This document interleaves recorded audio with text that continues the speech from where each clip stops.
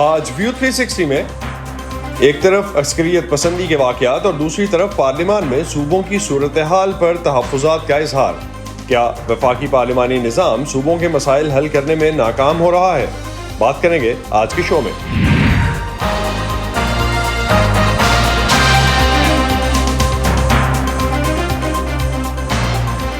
Voice of America کے Washington studios میں آپ سب کو خوش آمدید. آپ دیکھ رہے ہیں پروگرام ویو 360 اور میں ہوں اسد اللہ خالد. اگرچہ بلوچستان کے سرداروں کی حکومت کے ساتھ رہنے یا ریاست کے خلاف آواز اٹھانے کی ایک تاریخ ہے، لیکن حالیہ کچھ عرصے میں بلوچستان کے نوجوانوں کی طرف سے اپنے حقوق اور ریاستی پالیسیوں کے خلاف تحریک نے چھوٹے صوبوں کے مسائل اور تحفظات کو ایک بار پھر ملکی سیاست میں ایک اہم موضوع بنا دیا ہے. گزشتہ ہفتے بلوچستان کے ایک اہم سیاسی رہنما سردار اختر مینگل نے جب قومی اسمبلی سے استعفیٰ دینے کا اعلان کیا تو اس بحث کا آغاز بھی ہوا کہ پارلیمنٹ جس میں تمام صوبوں کے نمائندے شامل ہیں کیوں ان صوبوں کی بے چینی دور کرنے میں ناکام ہے. دوسری طرف اسلام آباد کی ایک عدالت نے 2016 کے ایک مقدمے میں خیبر پختونخوا کے وزیر اعلیٰ کے ناقابل ضمانت وارنٹ گرفتاری جاری کیے ہیں. اس تمام صورتحال کے پس منظر میں مولانا فضل الرحمان جیسے زیرک سیاستدان کی طرف سے یہ کہا گیا کہ کے پی اور بلوچستان میں وفاق کی رٹ ختم ہو چکی ہے اور حالات کو سنبھالنے کے لیے سیاستدانوں پر اعتماد کیا جائے. آج ہی اسمبلی میں اپوزیشن کی طرف سے بلوچستان کی صورتحال پر مشترکہ اجلاس بلانے کی بھی درخواست جمع کرائی گئی ہے. آج کے پروگرام میں ہم جائزہ لیں گے ملک کے چھوٹے صوبوں کے وفاق کے ساتھ تعلقات کے بارے میں. وی او اے اردو اب واٹس ایپ پر بھی موجود ہے. اسکرین پر دیے گئے کیو آر کوڈ کو اسکین کر کے آپ ہمارے واٹس ایپ چینل کو تازہ ترین خبروں، تجزیوں اور دلچسپ ویڈیوز کے لیے فالو کر سکتے ہیں. جمعیت علماء اسلام کے سربراہ مولانا فضل الرحمان نے کل پاکستان کی قومی اسمبلی میں اپنے خطاب میں ریاست پاکستان پر زور دیا ہے کہ وہ سیاستدانوں کو بااختیار بنائے تاکہ وہ صوبوں کو شکایات کا ازالہ کر سکے اور مسائل کے حل میں اپنا کردار بھی ادا کر سکیں. مولانا کا کہنا تھا کہ اگر ریاست چاہے تو پارلیمنٹ اور سیاسی رہنما بلوچستان اور خیبر پختونخوا میں بات چیت سے مسائل حل کر سکتے ہیں. پاکستان کے سینئر سیاسی رہنما کی طرف سے ایک ایسے وقت میں یہ بات کہی گئی ہے جب بلوچستان میں حال ہی میں ہونے والے دہشت گردی کے حملوں کے بعد حکومت اور سیکیورٹی اداروں نے مزید طاقت کے استعمال کو بلوچستان کے مسئلے کے حل کے طور پر پیش کیا ہے. کہ کیا ہماری حکومت کے پاس یہ صلاحیت ہے، کیا ان کے پاس یہ اختیار ہے کہ وہ خود فیصلہ کر سکیں، یا اپوزیشن کو اعتماد میں لے کر پارلیمان خود اس کے لیے کوئی اقدام کرے، مذاکرات کرے، بات چیت کرے اور ملک کے اندر اس اضطراب کو ختم کرے. ہم پراکسی جنگ لڑ رہے ہیں، یہ ہمارے اپنے مفاد کی جنگ نہیں ہے بلکہ عالمی قوتیں دخیل ہو رہی ہیں اور عالمی قوتیں اس صورتحال کا فائدہ اٹھا رہی ہیں. مولانا فضل الرحمان کے بعد قومی اسمبلی میں حزب اختلاف کے رہنما عمر ایوب نے بھی حکومت کو اختر مینگل کے استعفے کو سنجیدگی سے لینے کا کہا اور بلوچستان میں ایک فیکٹ فائنڈنگ مشن بھیجے جانے کی بات کی جو صوبے کے نوجوانوں کے تحفظات کو دور کر سکے. سابق وزیر اعلیٰ اور بلوچستان نیشنل پارٹی کے سربراہ سردار اختر مینگل نے بلوچستان کے معاملات پر عدم اطمینان کا اظہار کرتے ہوئے کہا ہے کہ انہیں شک ہے کہ حکومت بلوچستان کے مسائل حل کرنے میں سنجیدہ نہیں ہے. وائس آف امریکہ کے ساتھ اپنے خصوصی انٹرویو میں بلوچ رہنما کا کہنا ہے کہ انہیں ریاست پر اعتماد نہیں ہے. ان کا کہنا تھا کہ بلوچستان میں نوجوانوں کی تحریک کے ساتھ کام کرنے کو تیار ہے. تقریباً 20-25 سال سے بلوچستان میں جو ظلم زیادتیاں ہو رہی ہیں، انہی پارلیمنٹ میں ہم نے ان کا تذکرہ بھی کیا، لوگوں کو سمجھانے کی بھی کوشش کی. ہمارے لوگوں کو احتجاج کا بھی حق نہیں اور اسی اسمبلی میں کسی نے چوں تک نہیں کی. کسی نے ایک دن کے لیے بلوچستان جو 43% آپ کے ملک کا حصہ ہے اس کے حوالے سے ایک دن 365 میں سے ایک دن کے لیے بھی مقرر نہیں کیا گیا کہ اس پر جو ڈیبیٹ ہونی چاہیے. آپ کیا سمجھتے ہیں کہ یہ بہتر نہ ہوتا کہ آپ اسمبلی میں ہی رہتے اور راہ فرار اختیار کرنے کے بجائے اسی اسمبلی میں بیٹھ کے اپنے صوبے کا مقدمہ لڑتے؟ آج جو ناراض ہیں ان کو ناراض کرنے کا کریڈٹ بھی ریاست اور ریاستی اداروں کو جاتا ہے. آج اگر انہوں نے بندوق اٹھائی ہوئی ہے، ان کے ہاتھ میں بندوق تھمانے والی ریاست کی وہ ظلم و زیادتیاں ہیں جنہوں نے ان کو مجبور کیا کہ وہ بندوق اٹھائے. جب آپ کو ہم جیسے لوگوں کو مارنگ جیسی بچی کو احتجاج کرنے کی اجازت نہیں ہے تو آپ سوچے ان کے لیے راستہ، میں یہ نہیں کہتا کہ وہ صحیح راستہ ہے، لیکن جب تمام راستے آپ بند کر لیتے ہیں تو انسان اپنی مرضی کے مطابق اپنا راستہ چنتا ہے. آپ خود بھی تو اسی وزیر اعلیٰ رہے, پارلیمان کا حصہ رہے, آپ خود بھی تو اس سسٹم کا حصہ رہے, آپ کیوں نہیں ٹھیک کر سکے؟ میں پارلیمنٹ کا حصہ رہا ہوں, میں وزیر اعلیٰ بھی رہا ہوں, میرے والد محترم بھی وزیر اعلیٰ رہے, لیکن وجوہات کیا تھی کہ ہماری حکومتیں ختم کی گئیں؟ ہم نے کون سے ایسے مجرمانہ واقعات کیے تھے کہ ہمیں ہماری حکومتوں کو ختم کر دیا گیا, ہماری پارٹیوں کو توڑ دیا گیا, اور اس کی پاداش میں نہ صرف یہ کیا گیا, غداری کے مقدمات درج کیے گئے. آپ کو لگتا ہے کہ اب جو بلوچستان میں سیاسی معاملات ہیں ان کا تمام کردار وہ نوجوانوں نے اپنے ہاتھوں میں لے لیا ہے؟ ایک صدی ہونے کو ہے, لیکن بلوچستان کے حالات بہتری کے بجائے جب بدتری کی طرف جا رہے ہیں تو وہ نوجوان بھی سوچنے پر مجبور ہو گیا ہے کہ ہماری 3 جنریشنیں صبر میں گزر گئی ہیں اور ہم کتنا صبر کریں گے. آپ بالکل, میں جوائن کر سکا اس حالت میں ان کے ساتھ, انہوں نے قیادت کی, میں ان کی قیادت میں ان کے پیچھے بھی چلنے کے لیے تیار ہوں. اگر انہوں نے ہمیں نہیں اپنایا, کم سے کم یہ 2 ہاتھ تو ہیں, ان کے لیے دعا گو تو ہوں گا میں ضرور. آپ کے ایسے کون سے مطالبات ہیں جو اگر مان لیے جائیں تو آپ اسمبلی میں بھی واپس آئیں گے اور آپ کہیں گے کہ بالکل اس سسٹم کو چلنا چاہیے, میں اس سسٹم کے ساتھ ہوں؟ ڈیمانڈ بھائی ہماری صرف یہ ہوگی کہ بلوچستان کو اس ملک کا ایک حصہ سمجھا جائے. آج دن تک 1947 سے آج دن تک بلوچستان کو اس ملک کا حصہ نہیں, اس کی ایک کالونی سمجھا گیا ہے. ان کا ایم بلوچستان کے وسائل کو کس طرح لوٹا جائے, چاہے وہ سوئی گیس کی شکل میں ہو, چاہے سندک کی شکل میں ہو, چاہے ریکوڈیک کی شکل میں ہو, یا سی پیک کے نام پر جو ہے گوادر اور بلوچستان کا استحصال کرنا. اس کے علاوہ مجھے بتائیں کہ کون سا ایسا مورکہ یا ایسا انہوں نے جو ہے کارنامہ انجام دیا ہے بلوچستان میں جس کو جو ہے آنے والی تاریخ میں جو ہے سنہرے الفاظوں سے لکھا جائے. 26 اگست کے حملوں کے بعد ایپیکس کمیٹی ہوئی تھی کوئٹہ میں, وزیر اعظم بھی تھے, آپ کو بھی انوائٹ کیا گیا تھا, آپ کیوں نہیں گئے؟ وہ مسئلہ جو کئی حکومتیں حل نہیں کر سکتی, 5 منٹ کی ایک ایپیکس کمیٹی کی میٹنگ میں کیا وہ مسئلہ حل ہو سکے گا, سمجھ سکیں گے جو 75 سال میں ہم ان کو سمجھا نہ سکیں؟ سر, آپ نے کہا کہ بلوچستان میں ہمیشہ سیاسی انجینئرنگ ہوتی ہے, اس کا فائدہ کس کو ہو رہا ہے؟ جو کنفلکٹ بھی چل رہا ہے اس کے بھی بینیفیشری ہیں, جو انجینئرنگ ہوتی ہے وہ بھی اس کے بھی بینیفیشری کافی ہیں. اسی طرح اگر بلوچستان کا کنفلکٹ حل ہو جاتا ہے تو سالانہ اربوں روپے جو سیکورٹی کی مد میں ہماری ایجنسیوں کو جاتی ہیں وہ بند ہو جائے گی. اور دوسری بات, پھر میں آؤں گا اس 25 اگست کے واقعے پہ. 25 اگست کے واقعے پہ جن لوگوں نے کیا انہوں نے تو ایڈمٹ کیا جی ہم اس کے ذمہ دار ہیں, چاہے ان کی سوچ کچھ بھی ہو, لیکن کیا صرف اس کے ذمہ دار وہی لوگ ہیں؟ ریاست کے خفیہ ادارے, سیکورٹی فورسز, وہ کہاں تھی؟ کیا یہ ذمہ داری ان پر نہیں بنتی؟ یہاں پر اتنے بڑے سانحے ہوئے اور آپ کے منسٹر انٹیریئر کہتے ہیں کہ ایک ایس ایچ او کی مار ہے. اس ذہنیت کے بندوں کو, یا وہ وزیر اعلیٰ جو آپ نے رکھا ہوا ہے وہ کہتے ہیں کہ جی ہم ناراض بلوچوں سے بات نہیں کریں گے. جب ناراض سے بات کریں گے تو یہ وزیر اعلیٰ اور دوسرے اس طرح کے جو سب بے روزگار ہو جائیں گے. نا بھائی, ناراض بلوچ اور جو دہشت گرد جن کو کہا جا رہا تھا, آپ ان کو ڈفرینشیٹ کیسے کرتے ہیں؟ ناراضی جب اپنی انتہا تک پہنچتی ہے پھر جو نفرت میں تبدیل ہو جاتی ہے. اور بلوچستان میں نفرت کے بیج 1947 سے بوئے گئے ہیں اور آج وہ بیج ایک تناور درخت کی شکل اختیار کر گیا ہے اور اس کے جڑیں بلوچستان کے ہر کونے میں پھیل چکی ہیں. اور نہ کہ صرف بیج بوئے گئے ہیں بلکہ ہر دور حکومت میں اس کو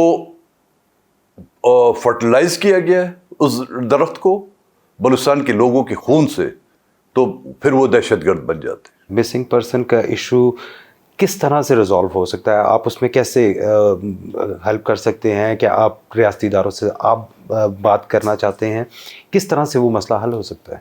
ہم نے تمام دروازے کھٹکھٹائے, پارلیمنٹ, گورنمنٹ, جوڈیشری اور اسٹیبلشمنٹ, یہ تمام دروازے ہم نے کھٹکھٹائے اور کوئی دروازہ بچا ہی نہیں یہاں پہ. بلوچستان کے احتجاج کرنے والے جو نوجوان ہیں، خاص طور پہ جب ہم ان کی بات کرتے ہیں، اور اس کے بعد سردار اختر مینگل کی طرف سے جس طرح سے استعفیٰ آیا اور اس کے بعد اب وہ میڈیا سے بات کر رہے ہیں اور ان کی طرف سے جو ریزرویشنز ہیں اپنی شیئر کر رہے ہیں، اس پر ہم مزید بات کرتے ہیں۔ بلوچستان کے سابق وزیر اعلیٰ ڈاکٹر عبدالمالک اس وقت ہمارے ساتھ موجود ہیں۔ ڈاکٹر عبدالمالک، بہت شکریہ آپ کا ہمیں جوائن کرنے کا۔ سب سے پہلے تو سیاستدان کی جب ہم بات کرتے ہیں تو مختلف وجوہات کی بنا پر اپنی پوزیشن بدلتے رہتے ہیں۔ سردار اختر مینگل کا قومی اسمبلی سے استعفیٰ کیا پریشانی کا باعث ہونا چاہیے وفاق کے لیے؟ شکریہ جی، میں سمجھتا ہوں کہ سردار صاحب کا فیصلہ اپنی جگہ پہ، اس کو اختیار ہے کہ اس نے استعفیٰ دی ہے، اس کی پارٹی کی فیصلے کے مطابق یا اس کی اپنی ذاتی فیصلے کے مطابق۔ میں سمجھتا ہوں کہ ہمیں جمہوری سیاست نہیں چھوڑنی چاہیے، ہمیں جمہوری سیاست کے ساتھ ہوتے ہوئے دوسری جمہوری حکومتوں سے مل کر اپنی قومی حاکمیت، اپنے سائل اور مسائل اور اپنے دوسرے مشکلات کو ایڈریس کرنے کی ضرورت ہے۔ تو یقیناً سردار صاحب نے جو استعفیٰ دی ہے وہ ضرور وفاق کے لیے مشکلات پیدا کر سکتا ہے میرے خیال میں۔ تو چند ہفتے پہلے آپ کی بھی وزیر اعظم شہباز شریف سے ملاقات ہوئی، کیا وفاق کو بلوچستان کے مسائل کے بارے میں پتہ ہے، ادراک ہے ان کو کہ کیا حقیقت ہے بلوچستان کی؟ دیکھیں، جہاں تک بلوچستان کے مسئلے کا ان کو ادراک ہے، سب جانتے ہیں، لیکن وہ حل کرنے کے قابل نہیں ہیں، کیونکہ یہ بلوچستان کا مسئلہ مختلف ہے۔ ایک جانب جو ہے نا، دیکھیں نا، آپ بلوچستان کے مسئلے کو سیاسی پس منظر میں بھی دیکھ سکتے ہیں اور اس کو معاشی پس منظر میں بھی دیکھ سکتے ہیں۔ سیاسی پس منظر میں تو سب سے بڑا مسئلہ اس وقت حق حاکمیت کا ہے۔ عوام اپنی مرضی کے خواہشات پہ ووٹ نہیں دے سکتا ہے، ووٹ دے گا کسی اور کو، کامیاب کوئی اور ہو جاتا ہے۔ تو یہ ایک بنیادی مسئلہ ہے جو بلوچستان میں ہے۔ پھر یہ انسرجنسی ہے جس کو جو ہے نا ایڈریس کرنے کی ضرورت ہے، لاپتہ افراد کے مسئلے کو ایڈریس کرنے کی ضرورت ہے۔ بلوچستان میں جو محرومیاں ہیں، بے روزگاریاں ہیں، ان کو ایڈریس کرنے کی ضرورت ہے۔ بلوچستان میں جو مسئلے ہیں، چاہے وہ روزگار کے ہوں، چاہے وہ کمیونیکیشنز کے ہوں یا انرجی کے ہوں، ان سب کو ایڈریس کرنے کی ضرورت ہے جو ایڈریس نہیں ہو رہے ہیں۔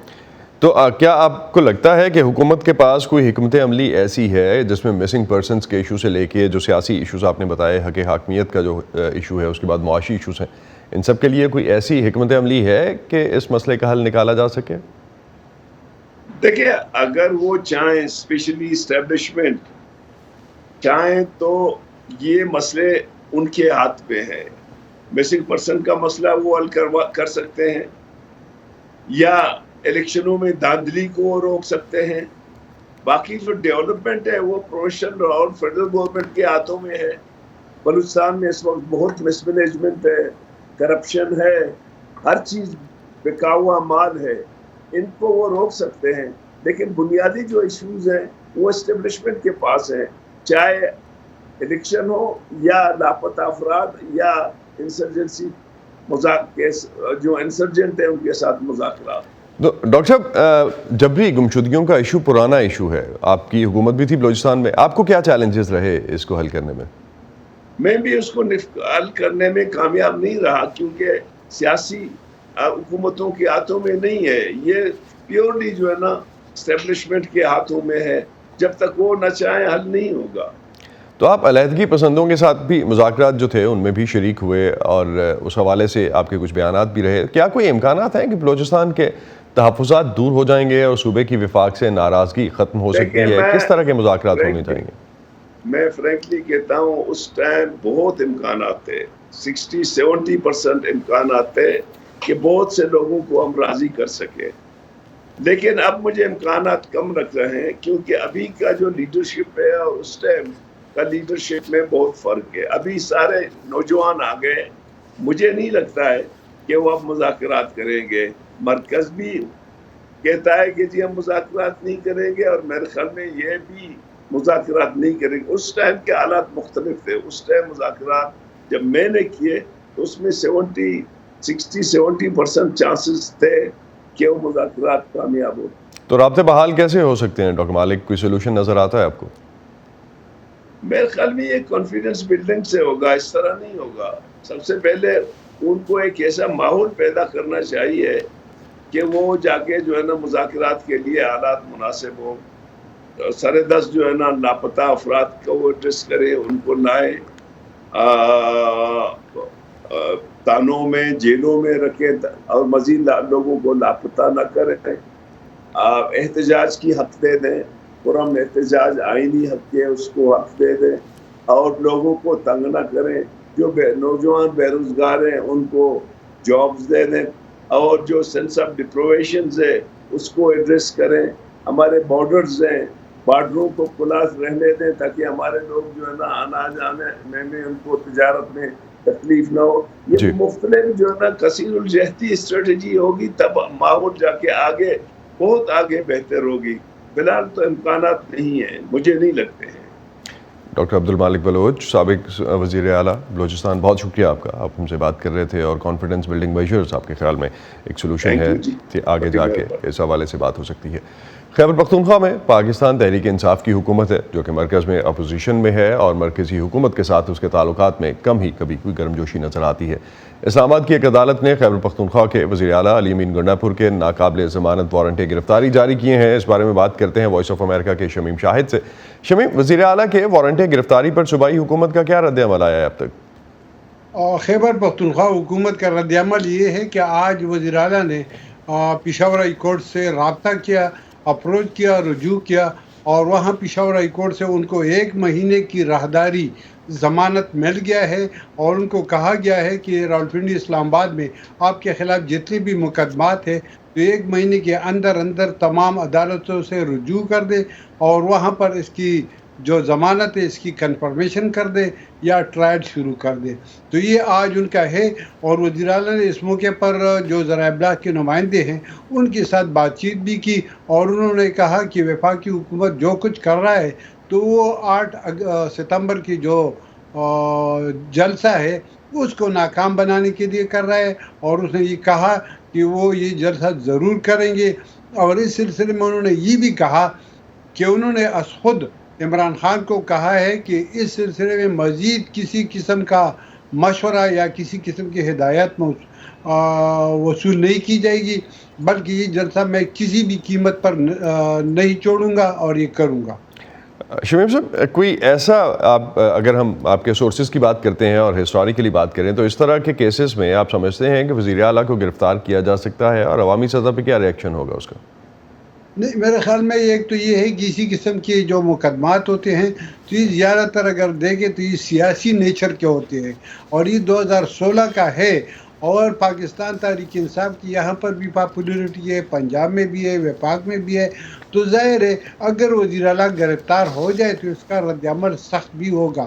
اور یہاں پر ان کی حکومت بھی ہے، انہوں نے یہ جو جلسہ ہے 8 ستمبر کو وہاں سنگجانی میں، تو اس کے لیے صوبائی حکومت نے بہت زیادہ انتظامات کر رکھے ہیں. اور یہ بھی اطلاعات ہے کہ وہ جو سڑکوں پر رکاوٹ پنجاب کی حدود میں موٹر وے پر یا جی ٹی روڈ پر ہوں گے تو ان کو ہٹانے کے لیے انہوں نے بھاری مشینری کا بھی انتظام کیا ہے. بہت کچھ کرنے والے. تو یہ جلسے کے انتظامات کے ساتھ ساتھ آپ سمجھتے ہیں کہ دوسرا ان کی سپورٹ بھی ہے، اور جو وفاق کے ساتھ جس طرح کی بات ہو رہی ہے اس کے اکارڈنگلی سیاسی حالات ہیں اس جلسے کے بارے میں یا اس انفیکٹ گرفتاری کے بارے میں؟ بہت شکریہ شمیم شاہد، آپ کا ہمارے ساتھ تھے. صوبوں کے تحفظات اور وفاق کے پاس بلوچستان اور خیبر پختونخوا کے مسائل کو حل کرنے کے لیے کیا کوئی پالیسی ہے، اس پہ بات کرتے ہیں سینئر تجزیہ کار زاہد حسین سے.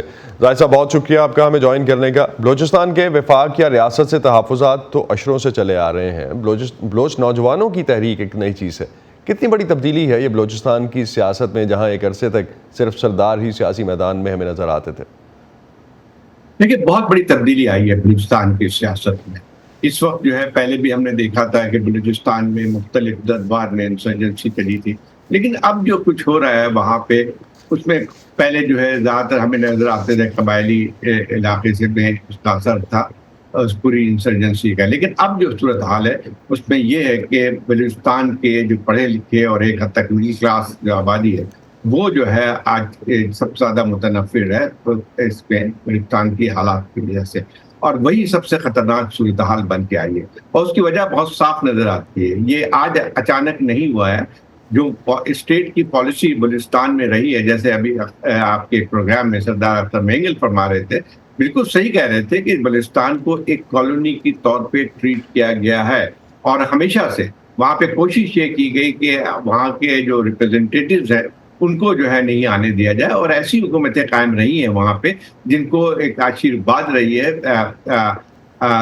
اس کی اسٹیبلشمنٹ کی، اور اس کے تحت ہی ساری حکومتیں بنتی بھی رہی ہیں آج، اور یہ اس کی وجہ سے ایک لحاظ سے بد اطمینانی اور ایلینیشن بڑھتا ہوا جا رہا ہے۔ آج کے جو نوجوان وہاں بلوچ ہیں ان میں ان کی جو ہے ایک لحاظ سے جسے کہتے ہیں کہ اویئرنیس بھی زیادہ ہے، وہ سوچتے ہیں سمجھتے ہیں کہ ان کے ساتھ کیا ہو رہا ہے، اور یہی بات یہ ہے کہ آج کل کی صورتحال وہاں کے بلوچستان سے بس سے بدتر ہوتی جا رہی ہے۔ تو تاریخی طور پر زاہد صاحب اگر ہم دیکھتے ہیں، جو کہ کل سے بات ہو بھی رہی ہے، اور مولانا فضل الرحمان نے بھی اس حوالے سے بات کی کہ سیاستدانوں کو جو ہے وہ ریاست موقع دے، ان پہ اعتماد کرے، اور یہ بات ہو سکتی ہے طاقت کے استعمال کی جو بات ہو رہی ہے اس کو کسی طرح سے نگیٹ کیا جائے، اس کو رد کیا جائے کسی طرح سے۔ آپ سمجھتے ہیں اس میں جان ہے، کچھ ہو سکتا ہے ایسا؟ بالکل، دیکھیں بات اصل میں یہ ہے کہ تھرو آؤٹ سارے بلوچستان کو دو طریقے سے دیکھا گیا۔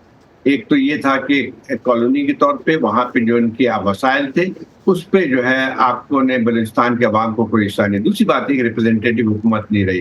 اب بات یہ ہے کہ یہ ایک سیاسی مسئلہ ہے، یہ ہے، اور سیاسی مسئلے کو جب آپ سیکیورٹی کے تحت یا طاقت کے زور سے آپ اس کو کریں تو اس کے نتائج یہ نکلتے ہیں۔ میرے خیال مولانا فضل الرحمان مطلب ان کا مطلب کیا تھا میں سمجھ میں نہیں آ رہا ہے، لیکن ایک حقیقت ہے کہ سیاسی بلوچستان میں جو سیاسی قوتیں ہیں ان کو اس طرح سے کام کرنے کی اجازت نہیں دی گئی۔ ٹھیک ہے، جو اچھا یہ بھی ایک اور بات حقیقت ہے کہ ہماری بدقسمتی ہے کہ ہماری جو مین اسٹریم پولیٹیکل پارٹیز جو ہیں وہ بھی اپنا کردار بلوچستان میں ادا نہیں کر سکتی ہیں، جس کے نتیجے میں یہ چیز خراب ہوتی جا رہی ہے۔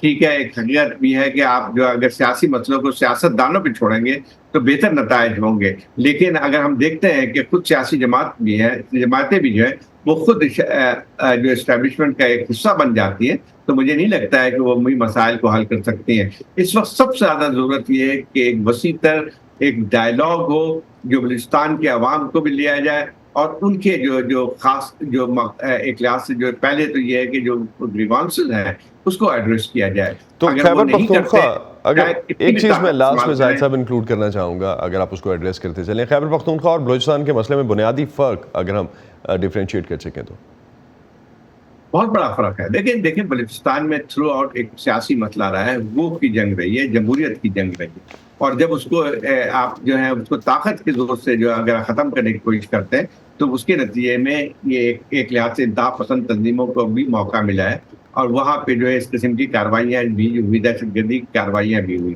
لیکن بلوچستان میں جو TTP کا مسئلہ ہے اس میں بہت ہی مختلف ہے، وہ ایک سیاسی مسئلہ نہیں ہے، وہ ایک مسئلہ یہ ہے کہ ایک ایسا گروہ جو کہ نہ کسی عوام کی اس کی حمایت ہے، بلکہ ایک گروہ جو ہے طاقت کے زور سے اپنا ایک ریٹروگریسو جو نظریہ ہے اس کو قائم کرنا چاہتا ہے، اور اس میں بہت اور اس کا سارا دار و مدار سیاسی نہیں ہے بلکہ دہشت گردی ہے۔ اگر کسی پاکستان میں بہت ساری مذہبی جماعتیں بھی ہیں جو کہ ایک لحاظ سے جو اپنی جمہوری جدوجہد میں بھی حصہ لیتی ہیں، لیکن یہ کہ TTP جو ہے وہ سوائے اس کے کہ اس کا ایک طاقت کے زور سے ایک ایسی ریاست بنانا چاہتا ہے جس میں جو ہے ایک بدترین قسم کی حکومت، اور اس کے ساتھ ساتھ جو ہے اس کو نہ جمہوریت پہ یقین ہے نہ ہی پاکستان کے آئین پہ ہے۔ تو جمہوریت کا جو بیسک ڈفرینس ہے وہ دونوں صوبوں میں ہمیں نظر آتا ہے، جمہوریت پہ یقین کا۔ بہت بہت شکریہ زاہد حسین، آپ ہمارے ساتھ تھے۔